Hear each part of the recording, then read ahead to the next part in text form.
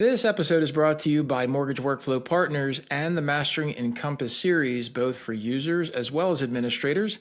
You can find out all the information about it over at masteringencompass.com. Also, if you'd like to check out what we're doing on YouTube, go ahead and subscribe to the channel using the @MasteringEncompass handle. And make sure you stay up to date on all the information, not just with podcasts, but also video content that we bring to you as often as possible. Now let's get on to the episode. Howdy, howdy. Larry Bailey, Mortgage Workflow Partners. 4 o'clock on the nose. I nailed that one. I'm thinking I should do like intro music. Sup, John? I'm coming up with like some intro music. I have to get licensing agreements signed up first. See if we can do that. Hey, everybody. It is 4 o'clock on Tuesday. That means we're getting together as a community, all things Encompass administration. Thanks, everybody, for showing up. Always a great time to speak with everybody. If you're watching this on social somewhere, on a replay, whatever, please get over into mortgage.community. It's free. We meet as a community every Tuesday at 4 p.m. Eastern, every Thursday at 1 p.m. Kevin, my walk-up music, when I was in jiu-jitsu, it was Rollin' by whoever does that song. And then I'm really into a Public Enemy remix that I have to get figured out how to time right and get I don't think I'm big enough to worry about a release, but yeah, there's a cool Public Enemy song that got remixed, and I like the beat. So that would be my walk-up music, Kevin. Not that I'm a Public Enemy #1 or anything. I'm not that deep, but in any event, for those that come, this call is for you. So hopefully you've brought questions. Obviously, we've got 23.3 rolling out into live production this weekend. Today was October 3rd. So not only is it my 31st wedding anniversary to my lovely wife, Chris, but it's also the first day of, thank you very much, Chris. It's also the first day of live training back. So we're doing Admin's Mastering Encompass Live, 23.3. And class kicked off today. We had about 6 people. I think we have 6 students. It's $2,500. If you need to spread that out into 12 monthly payments, whatever, we'll figure it out. So that's for anybody employed. Importantly, and please spread the word. We haven't done this. We haven't done it really as service socially. But if you know any admins who are out of work, who want to actually continue to improve their skill sets in Encompass, Mortgage Workflow Partners will sponsor them as a student. So $2,500 value we're sponsoring. We will get them into the class. They can show up. We've got 2 students taking advantage of this. And we want to make sure that we spread this out. So if you know anybody out there who is currently unemployed, who wants to still stay sharp in their Encompass admin skills, please get them in touch with me. You can either email me at larry@workflowpartners.org, send me a DM, send me a text. I don't care what you do, but get them in touch. They're going to need an Encompass instance. So the good news is when you're a student with us, we let you leverage our test environment as a student because you need to have your hands on keyboard for Encompass.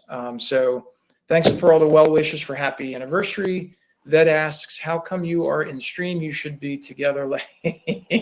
Ved, we have to work, my friend. We have to work. And after 31 years, she might not really understand what I do. Just like she's a nurse, and I don't really understand what she does. I know she helps people. But we both know that there's no such thing as a clock. And when you got to get it done, you got to get it done. So hey, we're here together. So first of all, anybody have any open questions? Anybody nervous about what's happening this weekend with 23.3?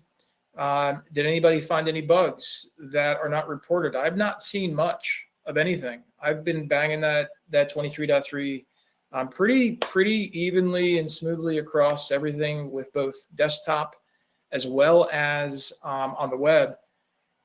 I can't find any bugs yet. So if you guys have found any, please post it in chat. Please post it on the community. You never know. I will say this, just like always, you never know what ICE is going to not release with 23.3. So like with anything else, as soon as you know your environment's updated, I would encourage you to get in there and test out something that you are counting on, whether you're counting on to work a certain way or counting on to have accessible. And so having said that, if any of these things that you're enabling for your personas, make sure you get in there right away, hopefully before your team logs in on Monday, so you don't have to get them to restart if you want them to take advantage of things happening. With persona updates, things like that, like tools and forms, things like that.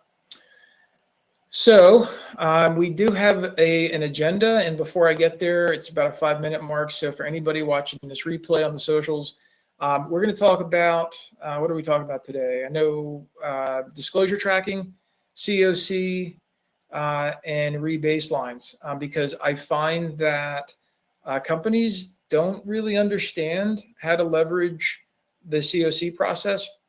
They don't have their reason code set up properly. They don't understand rebaselining properly in Encompass, and also don't even understand disclosure tracking that much and really what it's made for. So I thought today would be a great time to speak to it as a community. Sharon, what's your question? Can I add on Thursday? Can you add a question on Thursday? I don't know what you're asking. And John says the only thing to the update that he's looks like they're adding an MI Center tool, but it does not appear to be working for me. I think if you read the release notes, yeah, Luba, thanks. Beat me to it. I think Luba is really on target there, John. It's being built, but the functionality is coming in a future release. Now the notes are, it's like a little footnote. Don't lay it on yourself. It's quickly read. Can you add Thursday? So this is going back to Sharon. Can I add on Thursday? Can I make changes on Thursday? Oh, no, you can't, because it's not going to be in there. So yeah, Sharon, if you're off on Monday, are you off on another like 10-week vacation? But if you're off on Monday, somebody else is going to have to make the changes if you want the team to get that. So sorry. So there you go. So I will go ahead and share screen, and let's get into disclosure tracking and COC changes. Hey, is anybody on the call here that works in the compliance? Curious to see if that's the case. Let me go ahead and share screen. And again, if you're listening to the podcast, that is awesome. Thank you for listening to the podcast. If you want to actually see what we're sharing on screen, get over to mortgage.community and check out the replay. Luba says, very annoying how they add things that aren't there, but it's all about incremental improvements, Luba. Come on, we can't just go from 0 to 100. We have to go from 0 to 1 or 10 or 5 or whatever. Andrew says, at Luba agreed, adding the FHA connection to services password management won't work unless you have company-wide user ID password. Okay, Kirsten. So, Kirsten, you advise that compliance is formal disclosure. So let me ask you a question. First of all, do you mind coming on stage? Can you come on stage? I would love to get your feedback for the rest of the team. Okay, cool. Everybody give Kirsten a warm mortgage community welcome here. Let's get you up on stage. You're invited as a speaker. And for everyone else, if you haven't worked with your compliance team on your changed circumstances, I would encourage you to. And let me kind of guide the direction here. So on LE page 1, just like CD page 1, we have these options for reasons. Kirsten, you're with us? I am. Hey, good afternoon to you. Hello. So let me ask you a quick question, put you on the spot because I know you don't mind. If you were going to redisclose a file because the rate was locked, what would you do on the LE page 1? On LE page 1, okay, so we don't have this set up with fee level disclosures, which is what we use, but I would mark the interest rate dependent charges, and then the change circumstance box would probably already be checked from the date that it was locked. That's fair. And then I would use the little magnifying glass to look for our loan locked. Your locked loan thing up here? Yeah. Okay.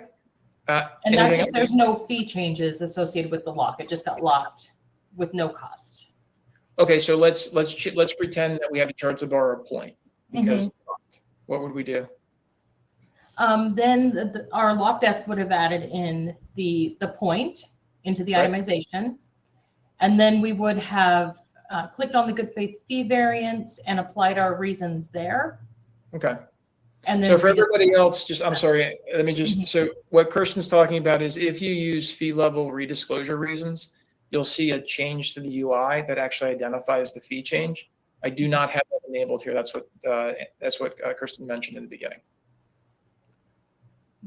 Yeah, we enabled that when it was fairly new to Encompass. You were one of the brave ones, huh? We were, and it seemed to have really helped because our processors are not involved in fees at all, and they really struggle with getting things disclosed. Anything that is their responsibility to get on the list is a high level of failure. Okay. Do you select revisions requested by consumer? Only on the CDs, and we do vet out that it is a change that the borrower actually wants. That it's not just, oops, we forgot to disclose the points, so here they are. Right. And what about change? So if we charge the point, would you also check change circumstance settlement charges? No, it's just rate lock charged. Settlement charges we use for any third-party charges that change. Like if a purchase price changes and our transfer tax increases, we'll mark settlement charges at that point. Okay. And I'm gonna again, I'm leading you as a witness, Kirsten. So I hope you don't mind me doing this. But why do you find it's important to make sure that only the proper box is checked here and not every box? Oh, because Maven doesn't know what you're talking about if you mark too many things. And then you'll have a mismatch between Maven and your good faith fee variance alerts, and it gets really complicated. I think that's well said. So the part that I find is interesting, and part of this conversation is all in context with your companies, whoever's watching this, your own compliance resource. So the question I would always ask is, why, if the borrower asked to lock their rate, why wouldn't you check the box? What's been the discussion for your company, Kirsten, on that? Our discussion is that revisions requested by consumer, our decision was to use that only when it's something outside of a normal timeline or outside of a normal request. Okay, so the loan was already locked. There's no change but to the settlement charges, but there is a material change to the file that you want to reset or rebaseline the itemization to the borrower. So right.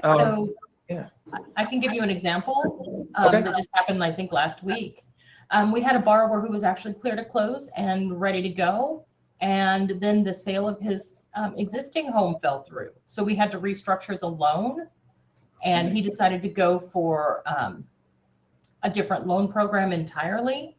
Right. And when we redisclosed all of those changes, we used revisions requested by consumer. Very cool. Because the loan was already locked. And the loan was already locked. The initial CD was already out, all that good stuff. All that stuff. And even though all the other charges change, you use this checkbox to reset the baseline. Yep. All right. So let's kind of lead. So first of all, thank you for explaining that. And this is really important. This is obviously not a compliance course. And what Kirsten's company is doing is their position. You have to do what's right for your company because guess what? You have to justify what you did, not only to your regulators, but also to your investors and most importantly to your borrowers in case there's any confusion. So please don't take what Kirsten's explaining as gospel or even what I say as gospel. As a company, whoever's listening to this, you have to do what's right for your own company with your own compliance resources. How's that for a disclaimer? Anything else you would add to that, Kirsten? No, I think that's a good disclaimer. Definitely check with your compliance team. Awesome. So when we're doing this, the part that I find some folks get stuck on is, especially admins who don't do this all day, is when you go into tools and you go into the Fee Variance Worksheet, what it really means to talk about the baselines. So show of chat messages. If I called on you to explain what a baseline means, who feels like you can nail it? Like you can absolutely get on stage and you can actually explain what the baseline is in the Fee Variance Worksheet and why it's important. Because what I find is, as an administrator, if you've not really spent any time in operations, this is kind of a mystery, these baseline, the LE baseline and the CD baseline. And Kirsten, I don't know about you, but when I find that there's cures, especially when there's been COCs issued, I tend to go right back to the fee variance worksheet. Do you do that also? We've actually trained our team to go look at Mavent, because Mavent is usually more correct. So Okay. they go look at the chart in Mavent and see why it's different from Encompass, and kind of use that as a starting point to troubleshoot. Interesting. And in your workflow, are you running previews before you disclose and then a review Yes. after? Yes, we're doing previews at milestones, and then before anything goes to a borrower. Gotcha. And then so you're using the preview reports to kind of gauge what happened? Yes. Okay. Yes. And then we go into TQL and kind of look at the history, which is a neat little trick if something went sideways. Yeah, and so for those that don't use TQL services because you think it's a service, it's actually one of the easiest places to go look at all of your compliance reports at once, and just kind of cycle through just like what Kristen's saying. So in here, in this example, you can kind of see the history, and you can see in this, in some cases you'll see where you can compare data if that's the last time anything changed. So that's pretty cool. I'm really curious though so Kristen, in your workflow, do you then, after you go look at Mavent, do you then come into here to see which disclosure event was used to baseline? We usually look, we don't use this form fairly often. That's kind of, nobody really thinks of going there. So we'll use disclosure tracking and look at the reasons and see if there was a reason applied to every fee, which is, a thing only in fee level. Yeah, that's cool. So, so Candace, so I'm going to, so it's great that Mavent is a great resource for everybody who's saying they love Mavent. The problem with Mavent is that if in the setup for Mavent, if you are, and I'll show you this really, really, really quick, but if you go into additional services and then compliance review setup and change setup, if you go look at your settings at the very end here, I have to, yes, Larry. Okay, stop yelling at me. So the problem is this, well, that certainly went fast. Let's try that again. A little bit slower. And I want to end on fee mapping. The problem is if you have this check mark checked, so Kirsten, in your example, do you understand if this is checked or unchecked? Yes, it is. Let's see. I believe that we have the other box checked. I do know that I get an email every time there's an unmapped fee, and it actually helped me figure out who had the wrong persona access. Gotcha. So here's what I'm calling out for those that have worked with me before. You'll always hear me say to make sure this is unchecked. And the reason why I want to make sure this is unchecked is because if there's ever an unmapped fee from the itemization fee management in tables and fees, I want to make sure that the Mavent engine is not calculating what the Encompass fee indicator is for APR or not in the calculation. That's kind of my feedback on leveraging Mavent is great because it is an independent finance calculator engine from Encompass, so it gives a lot of good checks and balances. However, if you have this checked, that means that if the fee is unmapped, that Mavent will take the APR setting from the itemization and use that in the calculation of Mavent. And so I always get very nervous when I hear people are exclusively using Mavent for baseline issues because of this. So just food for thought. It's great feedback. And the other thing that if you've not used this before, because it looks like on the chat some people don't use Fee Variance Worksheet, I only have one disclosure event in here. So it's kind of a really bad example. I don't have any CD, so it's even worse. But if you had multiple if you had multiple, like let me include this in timeline at least. If I go back into Fee Variance Worksheet, I can define into Encompass which disclosure event is used for baselining. And the reason why this is important is if something happens or it wasn't disclosed properly, and you really need to tell Encompass which disclosure event you want to use for your baseline calculations to determine if there in fact is a cure. That's the way you can manage it. So Kirsten, it sounds like you guys don't do that because you're really solid on your compliance timelines.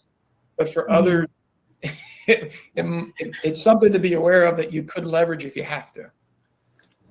No, that's good. I didn't realize you could rebaseline Encompass straight from there. That's very helpful. Yeah. And Amy, yeah, again, the idea of for troubleshooting issues, I'm like with you, and Maven again is I think that everybody how everybody's responding through leveraging Maven, I think that's great. I would just want to make sure that you've got a solid workflow to make sure that in your itemization fee management, you've got nothing in the non-mapped, right? So as long as that's clear, then I'm comfortable. But if you go into your itemization fee management and you see any non-mapped, or if you go into the setting like I showed a moment ago and that's checked, be wary. Also on this topic while we're here, remember you won't see persona fees overwrite unless you log in as admin. But yours has looked scary for a while. Please fix that. Remember that if you don't log in with admin, you're not going to see persona fees overwrite. I would encourage everybody to at least log in with admin, at least recently, to make sure that no one has been given rights to overwrite fees on the itemization, which again will impact your ability to sustain this list. You detest fee mapping. Come on, Amy, it's fun. And it is fun. Kirsten, isn't it fun? Isn't fee mapping fun? Come on, back me up here. It's fun. Oh, yes. Anyway, so when you're getting into this, Kirsten, is there any other words of wisdom like that you found? Leverage Maven. It sounds like you've got that. You've also turned on, which I'm actually glad to meet you because I haven't met anybody using fee level itemization change circumstance, and it sounds like it's been going really well for you. Yeah, we really do like using it. If something happens and the team it doesn't work for some reason, everybody's very, very confused. They rely on it now. So that's a good thing. For anything that isn't fee-based, like a change in a program that isn't maybe a cost change, right. Emails get triggered to our disclosure desk and they go and review those as one-offs. Gotcha. Were you the administrator when you implemented the fee level for redisclosure? We didn't really have a specific administrator. We had a few of us who would do parts of it. So yeah, it was kind of a group effort, but I was involved in the setup. Any takeaways for your experience? Like if somebody's interested in moving to this, like how to coordinate that or pitfalls that you found? Really just set it up in the test environment and work through every scenario you can think of and make sure that your reasons are built out as far as they need to be. Thank you for leading me into that. Our reasons every year just to make sure we don't have anything new coming up. Love it. So you go into change circumstance setup and you define these reasons here, right? Yes. So this is as automated as possible. Right. And so what's really important for you, you're when we get into this, if you're anybody watching this, please go into your own setup settings, please go into change circumstance setup and look to see if your reasons are blank. So Kirsten's every one of these has something filled in, I'm guessing, correct? Pretty close. I think other is the only one that's kind of for the user to play with. Okay. Otherwise, you want to fill these in. And do you combine? I'm just curious. Do you combine any descriptions with the same reason? Or do you have it one-to-one? Yeah, we combine descriptions with the same reason. So people go in and they find the description of what actually happened, and then it just populates in the correct reason. Gotcha. And so for those that haven't seen that before, if because based on how you had your setup, so if I came in here and I selected borrower, right, what'll happen is it'll gray box the check. So now they can't change it. So it's one of the ways that you really can help make sure your team, when they pick the reason that they want, that it pre-fills the checkbox to make sure that the reasons are properly shown on the item, is on the loan estimate or closing disclosure when it goes out. So Kevin says if you add new ones and have a COC document that goes out with redisclosure, make sure you add your new reasons to the document. Yeah. So if you're talking about a custom print form, Kevin, that's what you mean, right? Yeah. So I've also seen folks that leave the comments empty, and they'll actually, based upon the checkbox, they'll actually pre-fill comments that are more English to borrowers. Kirsten, do you do that, or do you leave it compliment? No, our team has specific verbiage that they write. Like they'll say loan was locked at this % at a cost of, and then put the %. Gotcha. So you pre-fill the English, and then they type in whatever it is. Yeah. Mm-hmm. That's cool. Mm-hmm. That's cool. And I think the last thing on this topic I wanted to bring up in the disclosure tracking, again, for those that aren't aware of this, is when you do come in, I don't know, Kirsten, if you've ever had this, but I've seen it plenty of times. It's important to check the reasons here, because I have seen people come in after the fact and like, oh yeah, okay, those are the reasons. But that's really not what is going to be in effect. When you go in, you want to check, what I always check is the LE snapshot. This is really telling you what the LE looked like in Encompass when that when that disclosure event happened. So you can have reasons here that were checked that were not actually there when the LE was generated. So I don't know if you've ever had that happen, Kirsten? We've also had an existing CICs for some reason get the trigger date wiped out and then put back in as a later date, Okay. like within that 3-day period, but that can really confuse Mavent as well. Awesome. Kirsten, I really appreciate you jumping on stage and walking through. You're welcome. Is there any other, again, for those that are kind of maybe newer to really tightening or leveraging Maven, or, got any gotchas that jump out? Is there any final words you want to throw out to the internet there? No, I think we've covered things. I'll take that. Okay. Well, thank you very much for jumping on stage and letting me poke your brain and your workflow. It's always great to see what everybody else is doing, which is what makes these calls really interesting. So thank you. Thanks, Larry. Let's see.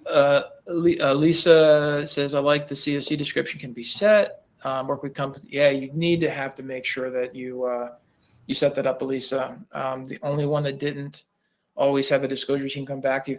Yeah, I've seen that happen. And then, like I said earlier, I've seen where companies will check every box because that's how they think they were taught. And of course, as it's been said, it confuses not only Mavent, but also confuses the disclosure tracking.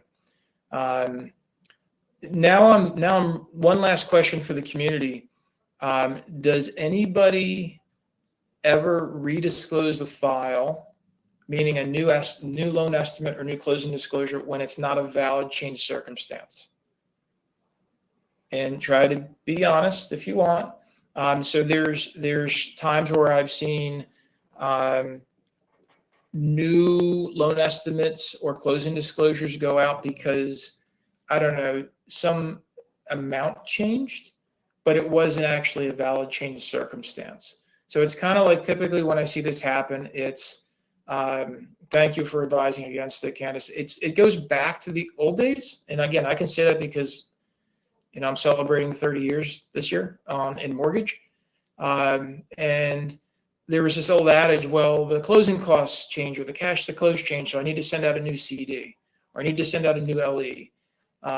Huge bad habit. if you want to send out a cash to close advisement to the borrower because something changed at cash to close, send that out as a custom print form. But yeah, if you've had borrowers insist they want an updated LE, that's a sales opportunity. So obviously the salesperson that got involved in that should advise, should find out where the customer's getting that desire from. And then also, I would really encourage you creating a really good, whether it's a pre-application fees worksheet that uses cash to close from the itemization, or just getting ready for closing. And that's the thing that gets updated. Chris says Chris has got MLOs that want a new LE every time. I'm telling you, it's people from my generation that worked on not TRID files, and you would just send out a new good faith. You would send out a new 1003 every time the cash to close changed. And it's the cycle of unwinding that behavior. So it is, hang in there, Chris. It'll be over at least by the time you're dead. At least by then. It'll be over, I promise. Anyway, final questions. Today's been awesome. Everybody, again, please thank Kirsten. As you see here in the community, today's lessons on disclosure tracking and change circumstance hopefully help you in some way.